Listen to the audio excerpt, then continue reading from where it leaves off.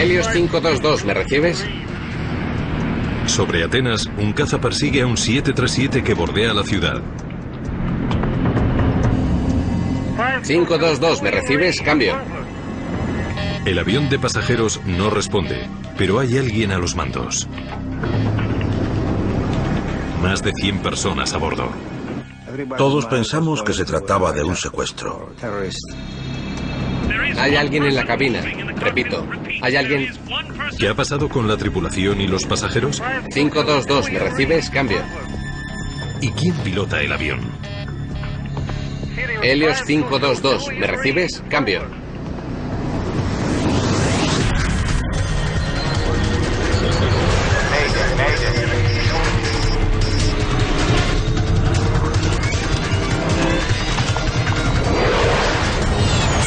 Catástrofes aéreas. Avión fantasma. Es un suceso real basado en informaciones oficiales y testimonios de testigos. De madrugada, 14 de agosto de 2005. La tripulación del vuelo 522 de Helios se prepara para hacer la ruta de Chipre a Atenas, Grecia. Seguro que hace un buen día. No me tocaba venir. Andreas Prodromou tiene 25 años. Hoy no tendría que trabajar, pero ha cogido el vuelo para pasar más tiempo con su novia, que también trabaja para Helios. Es el típico día que me gustaría pilotar. Lo conseguirás, Andreas. Prodromou es asistente de vuelo, pero tiene otros planes. Algún día quiere ser piloto de Helios. Su sueño era convertirse en piloto profesional. Personalmente prefería que se quedara en el negocio familiar. Discutimos este asunto muchas veces. Tenemos compañía.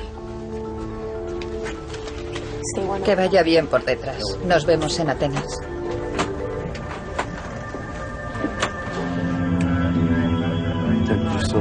En la cabina, los pilotos realizan la rutina diaria para preparar el avión para el despegue. Hace un buen día. El capitán Hans Merten es de Alemania del Este, contratado por Helios durante la temporada de verano. ¿Estás listo? ¿Disculpa? ¿Estás listo? Casi. Su copiloto es de Chipre. Pambos Haralambous lleva 5 años trabajando para Helios. Antes de comenzar el vuelo, hay que comprobar varias piezas del equipo. Es un proceso rutinario, pero necesario. Cerrando puertas. Disculpe, ¿puede subir la bandeja y poner recto el asiento? Helios es una compañía de bajo coste que vuela a Grecia. Es un fin de semana de verano y el avión está lleno de familias. En total hay 115 pasajeros. Si necesita algo más, llámeme. Estamos a punto de despegar. Son de bajo coste. No hay riesgo. Ni siquiera te sirven un refresco durante el vuelo. Pero ofrecen muchas posibilidades a los viajeros de bajo presupuesto. Paros Demetriou y Maria Ricou viajan a la isla griega de Patros. Acaban de prometerse.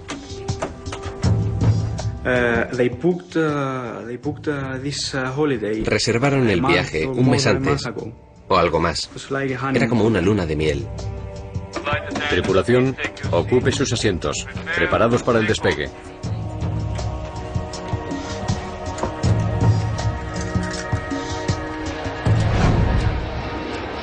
Pocos minutos después de las 9 de la mañana, el vuelo 522 de Helios se eleva hacia el sol. Torre de control de Nicosia, aquí Helio 522. Solicitamos permiso para subir a 340. Helios 22, tiene permiso para subir a 340. Buen viaje. A 340. 340.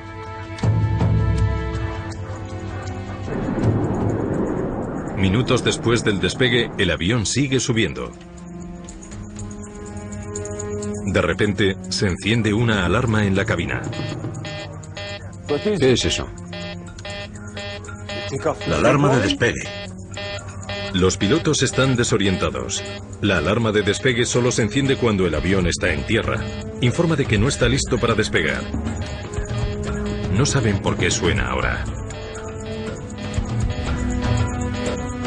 Desconcertados, llaman al centro de operaciones de Helios en el aeropuerto de Larnaca, en Chipre. Vuelo 522, cambio. Vuelo 522, ¿algún problema? Se ha encendido la alarma de despegue. ¿Cómo? Se ha encendido la alarma de despegue. Seguro que no es nada. Le avisaré cuando se solucione. La primera alarma suena en la cabina y las cosas empeoran. Se enciende la alarma general. Puede significar que algún sistema se está calentando. Se ha encendido la general. Se va a poner un ingeniero 522, un segundo.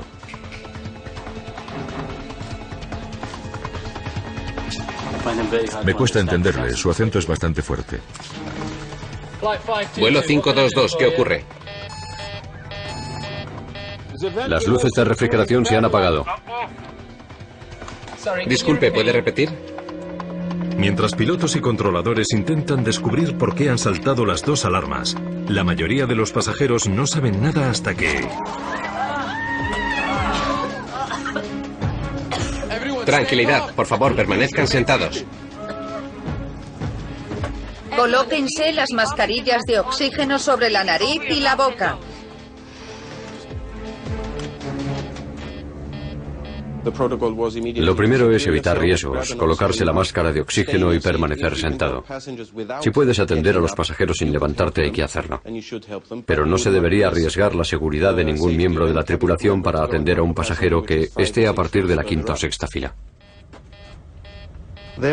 Hay que coger la máscara, colocársela y esperar a que el aparato se estabilice o comience a descender. Nadie en la cabina de pasajeros sabe qué ocurre. Están esperando a que informen desde cabina. Los pilotos no saben que han caído las mascarillas, ni tampoco por qué ha saltado la alarma de despegue.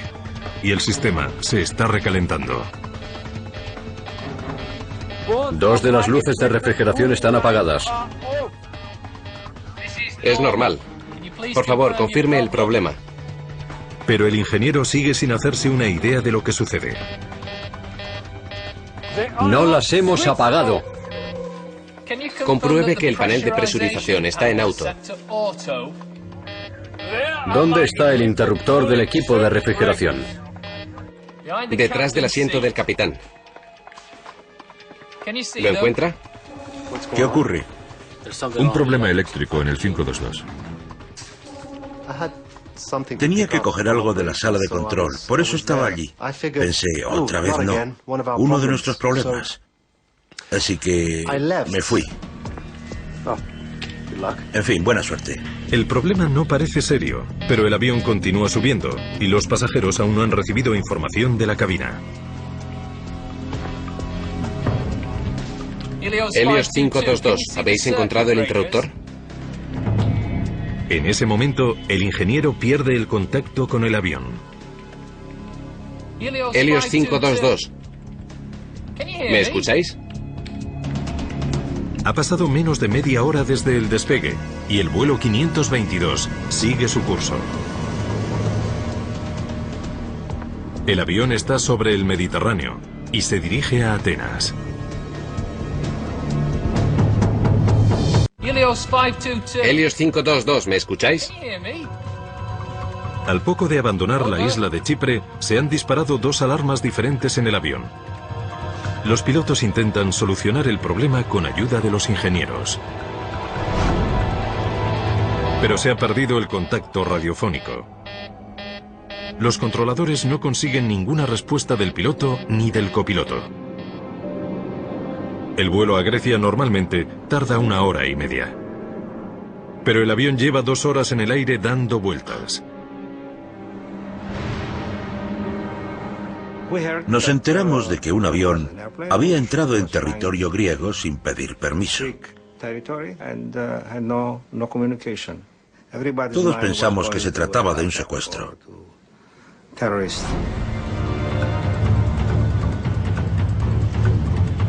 En Atenas viven más de 3 millones de personas. Si el avión se estrellara, provocaría una masacre. Un avión fuera de control puede ser un secuestro o un posible acto terrorista, así que avisemos al ejército. Las fuerzas aéreas griegas envían 2 de sus cazas más sofisticados para controlar el avión de Helios. Helios 522, ¿me recibe? Cambio. Pero los pilotos no reciben ninguna respuesta. Uno de los reactores se acerca a la cabina. Hay alguien en el asiento del copiloto desplomado sobre los controles. Pero no hay ni rastro del capitán. El piloto del reactor avisa al control aéreo de Atenas. Athene y ACC, hay alguien en la cabina del Helios 522, parece inconsciente. Athene y ACC, comprobando la cabina de pasajeros. Ve a los pasajeros en sus asientos, pero ninguno reacciona ante la presencia del reactor.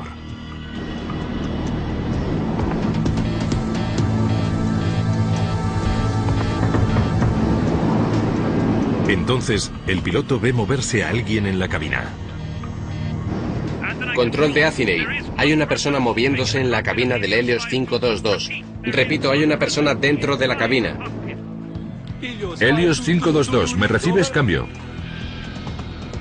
Helios 522, cambio. Vuelo HCI 522, aquí el control de Athene. Los F-16 siguen de cerca continuamente al avión, pero no hay respuesta de la cabina.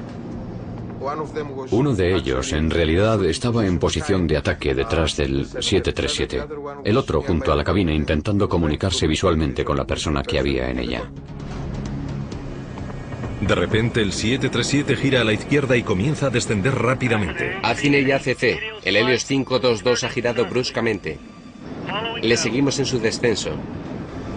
A más de 10.000 metros de altura, el avión se lanza hacia el suelo. A 2.100 metros, la persona sentada en el asiento del capitán advierte el reactor por primera vez. Pero no intercambian palabras. Ni el piloto del reactor ni el controlador aéreo local pueden establecer contacto radiofónico con el avión. Pasadas las 12, casi 3 horas después de que despegara de la isla de Chipre, el vuelo 522 de Helios se estrella contra el suelo.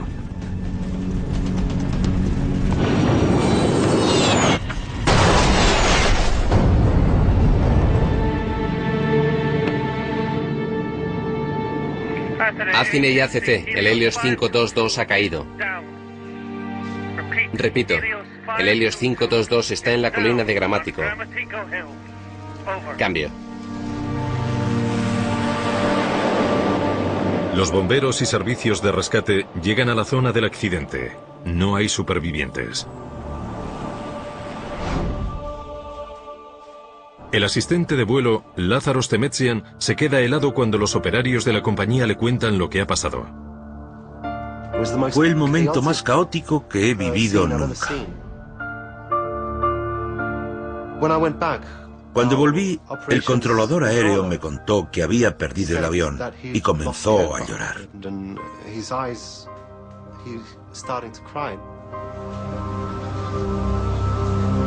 Helios es una compañía pequeña, con solo 3 aviones. Los tripulantes llevaban años trabajando juntos. Para Paul Simeónides, la noticia fue especialmente terrible. Es asistente de vuelo en la compañía, al igual que su prometida. Creo que fueron los peores 30 minutos de mi vida, porque Victoria volaba esa mañana a Glasgow. Todo el mundo, su hermano, todos los que conocíamos llamaron para preguntar si estaba vivo, si Victoria estaba viva, qué había pasado, por qué. Primero pensamos que como se tarda 1 hora y media en llegar a Grecia, probablemente sería su avión.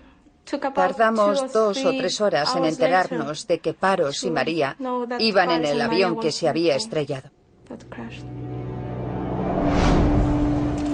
El padre de Andreas Prodromou no sabía que su hijo había cambiado el horario para trabajar en el vuelo 522. Me dijeron que un avión de Helios se había perdido y que los controladores no podían contactar con él. Me preocupé. Llamé al teléfono de Andreas. Siempre lo tiene encendido. Pero desafortunadamente esta vez no contestó. Después de la llamada, sentí que me tragaba la tierra.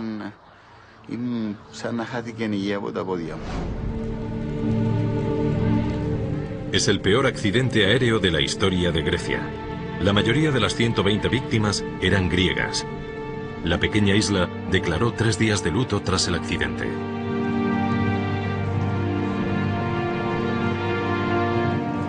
Fue un desastre sobrecogedor.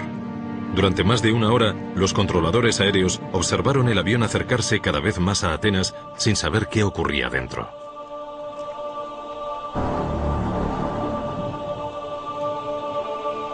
Ahora, poco a poco, los inspectores están empezando a descubrirlo.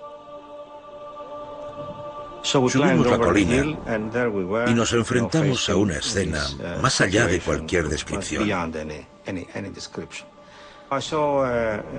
Vi un enorme espacio de tierra ardiendo enfrente de mí, negro, quemado, gente esparcida, trozos de avión.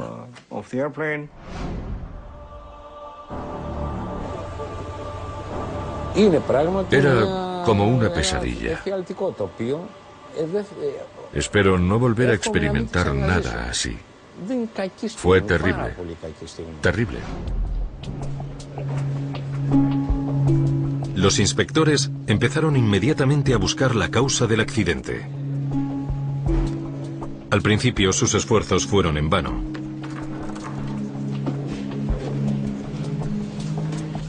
Recuperaron la registradora de la cabina, pero estaba destrozada.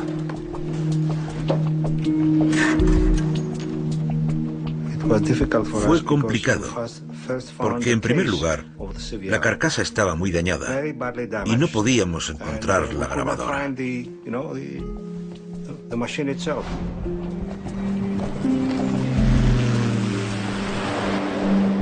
Los cuerpos recuperados de entre los escombros se llevaron a las dependencias del juez de instrucción de Atenas.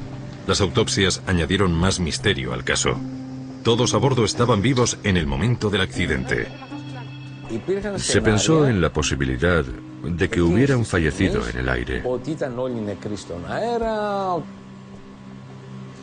Pero la verdad es que no murieron por inhalar una sustancia tóxica en el avión, ni por una explosión.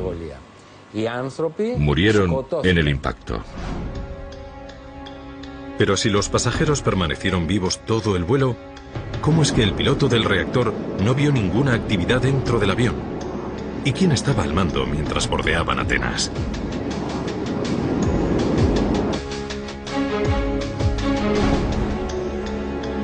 Los investigadores encontraron unas muestras de tela en lo que quedaba de la cabina e hicieron un asombroso descubrimiento.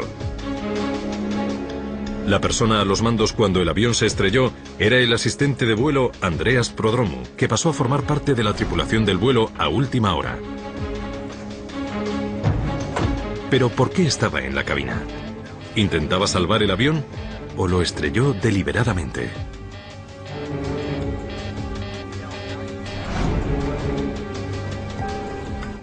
Varios días después de encontrar la carcasa de la registradora de la cabina, los investigadores encontraron la grabadora Elsie. Cuando el investigador Solakis escuchó la parte correspondiente al final del vuelo, se resolvió una duda vital. Mayday, mayday, mayday. No fue un acto terrorista. Vuelo 522, Helios. Prodromu estaba pidiendo ayuda. Mayday. Mayday. Solakis escuchó 5 Maydays en la cinta, pero los controladores no escucharon ninguno.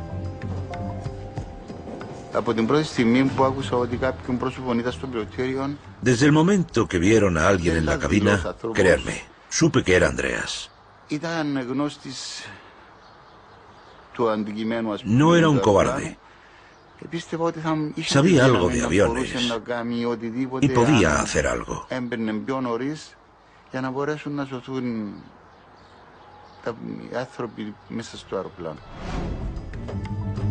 De hecho, ya tenía la licencia de piloto comercial. Era el primer paso para conseguir su objetivo de convertirse en capitán en Helios. Es el típico día que me gustaría pilotar. Lo conseguirás, Andreas. Pero todo su aprendizaje no ayudó a salvar el avión. Cuando le vieron a los mandos, el vuelo 522 llevaba 3 horas en el aire. Y la razón por la que el avión de Helios giró, alejándose de los F-16 que le seguían, fue porque el motor izquierdo se había quedado sin combustible. Da igual por qué saltaron las alarmas, la razón primordial del accidente es sencilla. La caja negra y la registradora probaron absolutamente que el avión se quedó sin combustible. Y esa fue la causa del accidente.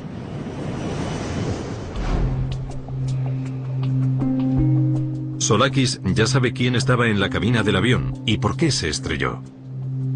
Pero para resolver el misterio, necesita más información.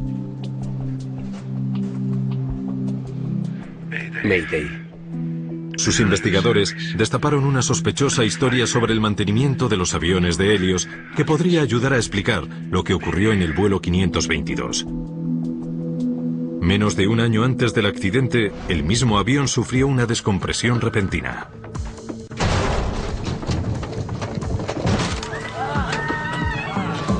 Lázaros Temetsian estaba en ese vuelo. Estaba en la parte trasera del avión. Se oyó un golpe metálico, un estruendo, y cayeron las mascarillas de oxígeno.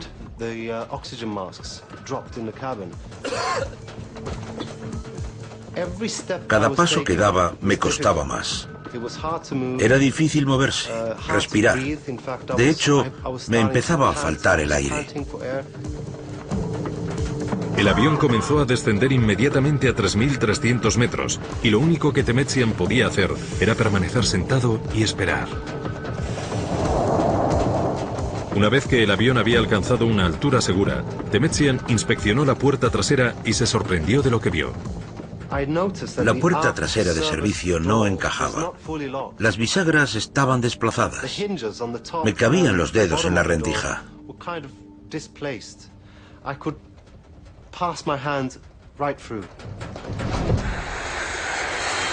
No hubo daños. El avión realizó un aterrizaje de emergencia y se arregló la puerta. Más recientemente, hubo otros problemas. Un ingeniero de Helios le dijo a Solakis que el mismo día del vuelo 522, el 737, había tenido otro problema con la puerta trasera. Cuando revisamos el registro de vuelos, vimos que había que repararlo, aunque no estuviera programado. El avión llegó a Chipre justo después de medianoche del 14 de agosto. Los tripulantes de cabina escucharon fuertes golpes y descubrieron hielo en la puerta de servicio trasera. Estaba programado para despegar horas después. Poco antes de despegar, los ingenieros analizaron el problema. Para asegurarse de que la puerta estaba correctamente, hicieron una prueba de presurización. En un vuelo normal, los motores del avión meten el aire dentro del avión. Para que el oxígeno circule durante el trayecto, unas pequeñas válvulas en la parte trasera permiten que se escape ese aire. Un avión presurizado es esencialmente como una lata presurizada. Presurizamos el avión para que la gente pueda sobrevivir al entorno en el que opera el aparato. Cambiando el control de presurización digital de automático a manual. Como los motores del avión no están encendidos, el ingeniero usa el generador auxiliar para que entre aire al avión y la cabina se presuriza en varios minutos. Es como buscar un pinchazo en una rueda. En este caso, lo que hay que hacer es presurizar el avión y con un barómetro controlar la presión dentro y comprobar si hay escapes. Pero la puerta trasera no deja escapar el aire. En este caso, pensaron que todo estaba correcto y terminaron la prueba. El avión parece estar en buenas condiciones. Después de realizar una serie de pruebas rutinarias adicionales, los ingenieros firman el registro técnico. Los investigadores estaban en un callejón sin salida. Una descompresión explosiva podría explicar el trágico suceso del vuelo 522. Si el oxígeno se hubiese succionado repentinamente del avión, la gente a bordo estaría afectada. Los ingenieros no fueron los únicos que comprobaron la situación. Cuando los F-16 se aproximaron al avión cerca de Atenas, no encontraron ningún daño. No había indicios de que el fuselaje estuviese perforado. Los investigadores continúan intentando descubrir el misterio. ¿Qué le pasó a los pasajeros y la tripulación del vuelo Helios 522? ¿Y por qué uno de los auxiliares de vuelo parecía inmune? El descubrimiento de un pequeño interruptor era la clave del accidente. El accidente del vuelo 522 de Helios es uno de los más misteriosos. Helios 522, ¿me recibes? Cambio.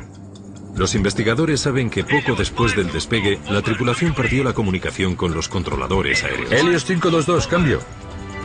Todavía no saben qué le ocurrió al capitán del avión y al resto de la tripulación. Dime lo que ocurrió el día del vuelo. Se concentran en la conversación entre el piloto y el ingeniero de Helios al poco de despegar. Cuando el avión superó los 3.700 metros, se encendió una alarma en la cabina. Centro de operaciones, aquí el vuelo 522, cambio. Vuelo 522, ¿algún problema? Se ha encendido la alarma de despegue.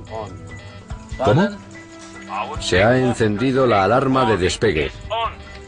Normalmente, la alarma de despegue solo se dispara en la pista, pero los escombros recuperados en el lugar del accidente revelaron que no había ningún problema con los flaps del avión, las ruedas de aterrizaje, ni nada que pudiera activar la alarma. Entonces, ¿por qué se disparó? El jefe de la investigación, Akribos Solakis, se fijó en un pequeño panel de control encontrado entre los escombros del avión devastado. ¿Estás seguro de que lo encontraron así? ¿No lo han tocado? Tuvimos la suerte de encontrar este panel en el que se mostraba que el interruptor estaba en la posición manual. El panel de presurización P5 asegura que los pasajeros tendrán suficiente aire para respirar. Normalmente la presurización es automática. Según sube el avión, los motores introducen aire mientras se propulsa hacia el cielo.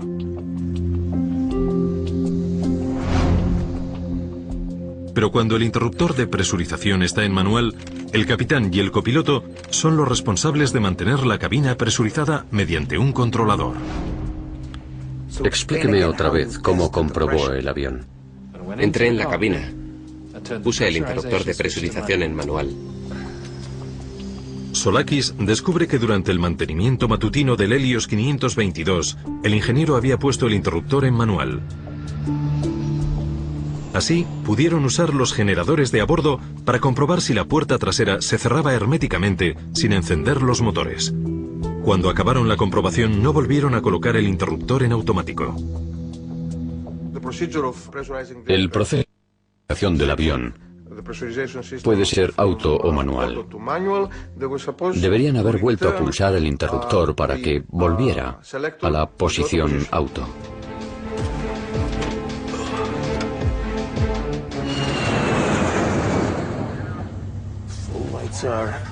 Unas horas después, cuando los pilotos entraron en la cabina, el interruptor de presurización seguía en manual. Hace un buen día. ¿Estás listo? ¿Disculpa? Pero ni el piloto ni el copiloto se dieron cuenta. Por consiguiente, después del despegue, la cabina no se presurizó automáticamente. Y cuanto más subía el vuelo 522, más se enrarecía la atmósfera. No volver a colocar el interruptor en automático se convirtió en un peligro mortal. ¿Estás seguro de que lo encontraron así? ¿No lo han tocado? Solakis piensa que este panel podría ser la clave del desastre. Dejar el interruptor en manual causó todos los problemas.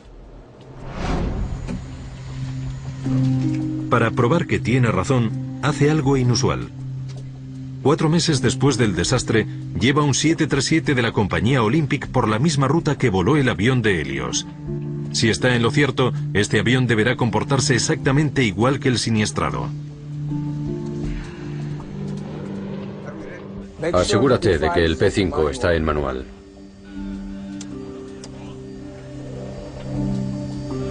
No se ve muy bien. En la cabina, Solakis pide a los pilotos que coloquen el interruptor de presurización en manual. Una luz verde indica que el sistema no es automático, pero con el brillo del sol de una mañana clara no se ve muy bien. Mientras el avión sube, el oxígeno se va acabando. Lo mismo que ocurrió en el vuelo de Helios, haciendo saltar las alarmas.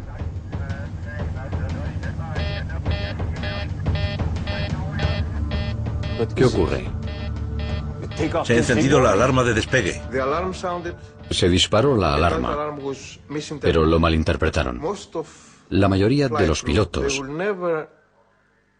nunca se han encontrado ese tipo de avisos en toda su carrera, porque ocurre en contadas ocasiones. Solakis confirmó que la alarma se encendió porque la presión del aire descendió peligrosamente en la cabina. Pero también descubre que el sonido es idéntico al de la alarma de despegue. Se ha encendido la alarma de despegue. Pero aunque los pilotos malinterpretaran la primera alarma, tuvieron otra oportunidad de darse cuenta del problema real. A casi 5.000 metros de altura, la alarma general se encendió durante casi 1 minuto. Ahora se ha encendido la alarma general. Pero nuevamente, los pilotos malinterpretaron la causa de la alarma. La alarma general indica que los sistemas del avión se están calentando, pero también puede indicar que han saltado las máscaras de oxígeno. En este caso, indicaba ambas cosas. Pero como los pilotos no pensaron que había problemas de presurización, se obsesionaron con el sistema de refrigeración del avión. La alarma de refrigeración se disparó a causa de la falta de presurización. De hecho, la temperatura no había subido. Pero los sensores que miden la temperatura y la presión saltaron porque algo iba mal. En el vuelo, los investigadores comprobaron que ocurría lo mismo que en el otro avión. En el mismo momento comenzaron a sentir los efectos de la falta de oxígeno. Lo primero que sientes es que se taponan los oídos y presión en los senos. Si sube más, empiezas a marearte. Es como tomarse un par de copas. El bajo volumen de oxígeno explica el extraño comportamiento de la tripulación. Cuando el ingeniero les pregunta por la presurización, compruebe que el panel de presurización está en auto. El capitán Merten ignora la pregunta y responde con una nueva. ¿Dónde está el interruptor del equipo de refrigeración? Al principio no lo notas. Es increíble lo sutil que es en las primeras fases. Se sentirían mareados y empezaría a costarles pensar coherentemente. En cierto modo, te atrapa. No puedes reaccionar. Al final pierdes el conocimiento. Solakis piensa que el capitán está comprobando los interruptores que hay detrás de su asiento, cuando él y el copiloto se quedan sin aire. Y a diferencia del resto del avión, en la cabina las máscaras de oxígeno no caen automáticamente. Helios 522, ¿me reciben? Al otro lado de la puerta de la cabina, nadie sabe que el avión está volando solo, ni que todos los pasajeros acabarán quedándose sin oxígeno. Las máscaras reciben el oxígeno de un generador químico sobre sus asientos, pero solo produce suficiente para 12 minutos.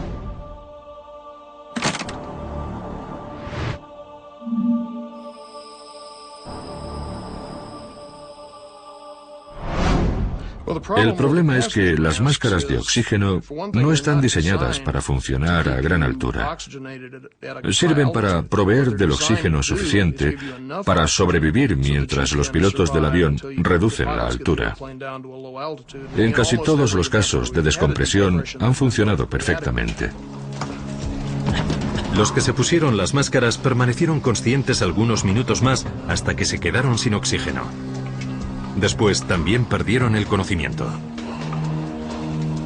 A los 10.000 metros de altura, te vas adormilando en unos 30 o 60 segundos.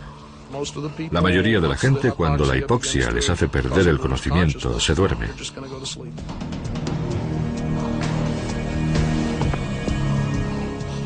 El piloto automático hubiera dirigido el Helios 522 hasta Atenas. Si los pilotos se ausentan, el automático conduce el avión a una ruta de espera sobre el aeropuerto.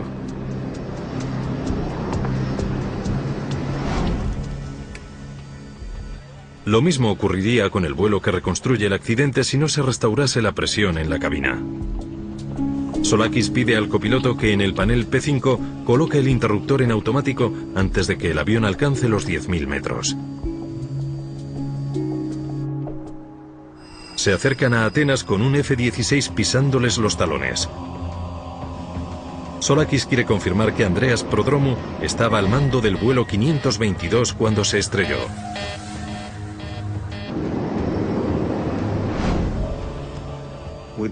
Uno de nuestros hombres se puso el uniforme de tripulante de cabina. Entró, se sentó en la silla del capitán, mientras le observaban desde el F-16, confirmando que era como el día del accidente.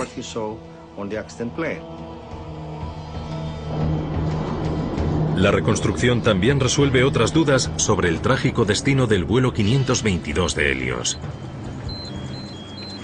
La registradora de la cabina grabó unos sonidos extraños, justo antes de que Prodromou entrara en la cabina.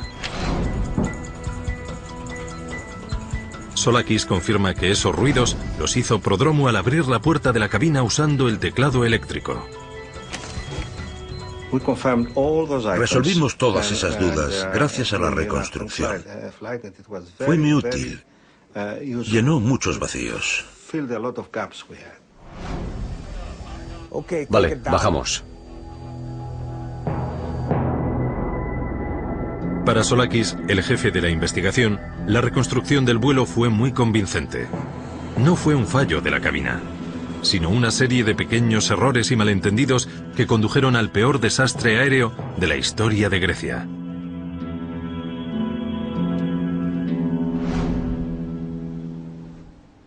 «15 meses después del accidente, las autoridades griegas hicieron público el informe del vuelo 522 de Helios. Pero quedaban dudas sin resolver. ¿Qué pasaba en la cabina mientras el avión condenado se dirigía a Atenas? ¿Y por qué Andreas Prodromou fue el único que permaneció consciente hasta el final? El accidente del vuelo 522 de Helios fue la peor tragedia de la historia de la aviación griega. El informe final del accidente detalla una trágica lista de descuidos y suposiciones erróneas por parte de los pilotos. ¿Cómo reaccionó la tripulación de la cabina? ¿Y por qué Andreas Prodromou seguía consciente 3 horas después?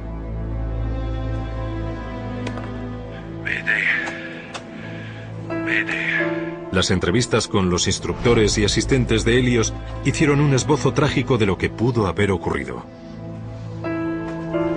Por favor, colóquense las mascarillas. No sabemos cuál es el problema, pero estén tranquilos y permanezcan sentados. Prodromou estaba sentado en la parte trasera del avión. Cuando cayeron las mascarillas de oxígeno, esperaría las instrucciones de la cabina. La tripulación en la parte delantera haría lo mismo, pero no esperarían eternamente. En Helios le dábamos mucha importancia a la independencia de los miembros de la tripulación, que sean capaces de tomar decisiones y adaptarse a cualquier circunstancia. Generalmente, cuando se despresuriza, el avión desciende rápidamente, pero pasaba el tiempo y el vuelo de Helios continuaba ganando altura. Desorientado, Prodromu habría intentado contactar con los pilotos. Capitán Merten. Sin obtener respuesta. ¿Puede darnos información, Capitán Merten? Al no recibir respuesta de la cabina, se daría cuenta enseguida de que no se trataba de un caso típico de despresurización. No obtuvo respuesta de la cabina ni el avión descendió. No se seguía el protocolo. Estarían improvisando. A estas alturas, Prodromu se habría dado cuenta de que algo iba mal, pero para descubrir lo que ocurría tenía que dejar su asiento. El oxígeno disponible en un 737 está almacenado. El 10% de las mascarillas son para la tripulación. Hay algunas extra en cada fila. Aprovechando las mascarillas de sobra de los pasajeros, llegaría hasta la parte delantera del avión, un proceso que los tripulantes llaman el balanceo del mono. Pero si hubiesen pasado más de 12 minutos, su novia y el resto de la tripulación seguirían sentados. Habrían sucumbido a la hipoxia.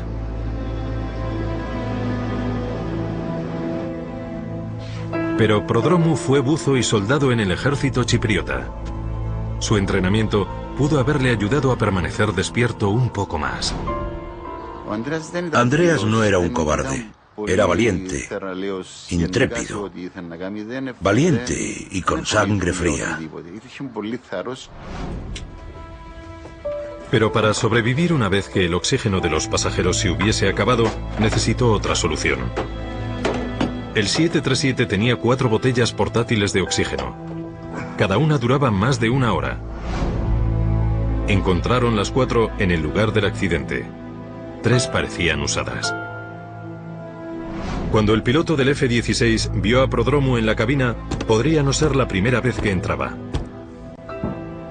Igual que hizo al final del vuelo, podría haber entrado usando el código de seguridad para desbloquear la puerta.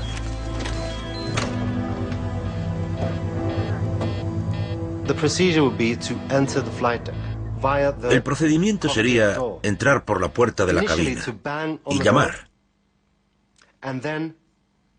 Y si no contestan, insertar el código para desbloquearla. Durante la investigación del accidente, se consiguieron muestras de ADN en una de las mascarillas de oxígeno de la cabina que correspondían al copiloto. Es posible que Prodromu la usara para intentar reavivarle. Se puede reavivar a alguien si le descubres antes de que se haya dañado el cerebro. Depende mucho de la persona y del tiempo que haya estado expuesta a la altura. Pero si estuvo en la cabina, ¿por qué salió de ella? Nadie lo sabrá nunca. Probablemente estuviera un poco desorientado, un poco confundido, reaccionando más lentamente de lo que lo harían normalmente. ¿En qué estado mental se encontraba?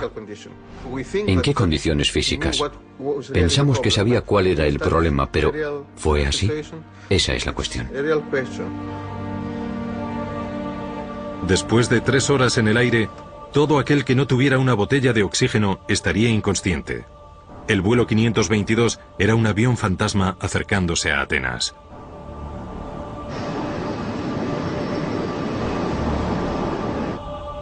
La mayoría de las víctimas seguramente siguieran vivas cuando el avión se estrelló, pero lo más probable que en coma irreversible.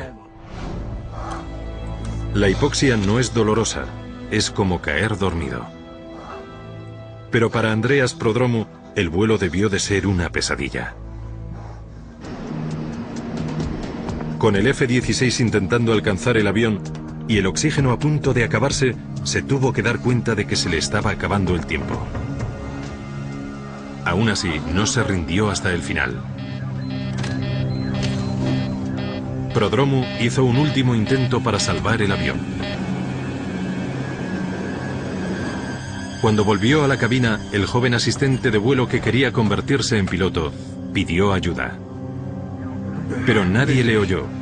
Probablemente porque la radio seguía sintonizada con Larnaca, el aeropuerto de Chipre desde el que habían despegado. Tenía que luchar contra la hipoxia, y pilotar el avión más tiempo del que nunca había volado era imposible. Aunque hubiera sabido aterrizar, ya era demasiado tarde. El vuelo 522 se había quedado sin tiempo y sin combustible.